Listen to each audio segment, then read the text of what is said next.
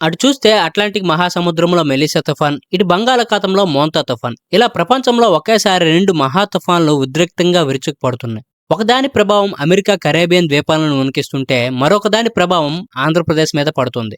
ఈ వీడియోలో ఈ 2 తుఫాన్ల గురించి మనం తెలుసుకోబోతున్నాం. లాస్ట్ వరకు చూడండి, చాలా ఇన్ఫర్మేషన్ మీరు తెలుసుకుంటారు. మెలిసా తుఫాన్ ఇప్పుడు అట్లాంటిక్ మహాసముద్రంలో అత్యంత శక్తివంతంగా మారింది. ఇది ప్రస్తుతం జమైకా దిశగా కదులుతూ భయంకరమైన విధ్వంసానికి కారణమవుతుంది. ఈ తుఫాన్ను కేటగిరీ 5 గా వర్గీకరించారు. అంటే ఇది చాలా ఎక్కువ.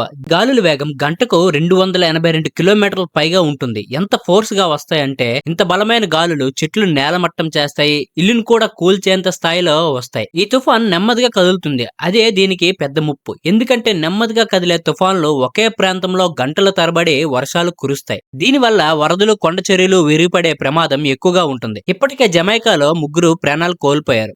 అక్కడ ప్రభుత్వం కూడా ప్రజల్ని ఖాళీ చేయిస్తుంది. స్కూల్స్ ని మూసివేశారు, విమానాశ్రయాలు కూడా తాత్కాలికంగా నిలిపివేశారు. జమైకా గవర్నమెంట్ చెప్తుంది ఏంటంటే, గత 37 సంవత్సరాల్లో ఇంత బలమైన తుఫాన్ మేమెప్పుడు చూడలేదని, గతంలో ఇదే